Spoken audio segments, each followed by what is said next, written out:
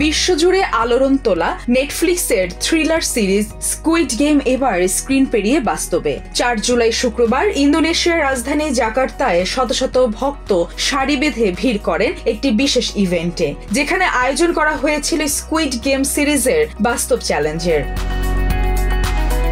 এই ইভেন্টটি আয়োজন করা হয় জনপ্রিয় সিরিজটির তৃতীয় ও চূড়ান্ত সিজনের প্রচারণার অংশ হিসেবে, যা ২৭ জুন নেটফ্লিক্সে মুক্তি পেয়েছে। ইভেন্টে অংশগ্রহণকারীরা 2টি গেম খেলার সুযোগ পান।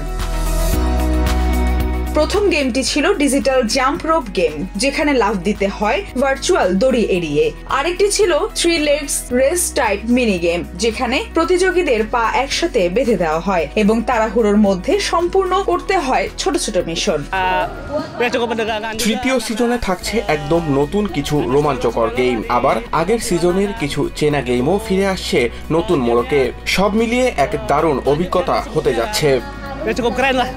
স্ক্রিনের গেমে মৃত্যু থাকলেও এই ইভেন্টের গেমে কোনো মৃত্যু নেই। তবে আসল গেম সিরিজে জীবন মরণের লড়াই চলে ভাগ্য পরিবর্তনের আশায়, যেখানে আর্থিকভাবে বিপর্যস্ত মানুষদের নিয়েই গড়ে ওঠে মর্মান্তিক আর ভয়াবহ সব প্রতিযোগিতা।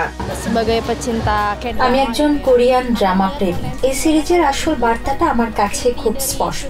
মানুষ কিভাবে টাকার জন্য সবকিছু বাজি রাখে, এমনকি নিজের জীবনও। প্রতিযোগীরা সব ত্যাগ করে খেলায় নামে, এটাই আমাকে কৌতূহলী করে তোলে। আমি ভাবি, বাস্তবে যদি এমন খেলায় অংশ নিই তাহলে কেমন লাগবে। হয়তো সিরিজের মতো ভয়ঙ্কর না, কিন্তু রোমাঞ্চটা তো থাকবে।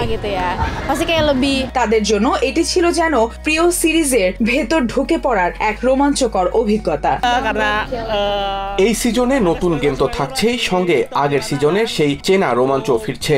সব মিলিয়ে ফ্যানদের জন্য একেবারে অন্যরকম একটি অভিজ্ঞতা অপেক্ষা করছে। স্কুইড গেমের এই ইভেন্ট শুধু একটি শো এর প্রমোশন নয়, বরং এটি একটি সাংস্কৃতিক সেতু বন্ধন। দক্ষিণ কোরিয়ার এই কাল্পনিক সিরিজ শুধু বিনোদনের জন্য নয়, এটি হয়ে উঠেছে আন্তর্জাতিক সংস্কৃতির প্রতীক। স্কুইড গেমের মাধ্যমে কোরিয়ান সংস্কৃতি, ভাষা ও খেলাধুলা পৌঁছে গেছে বিশ্বের নানা প্রান্তে। Maliha Chowdhury, TVN24 news desk.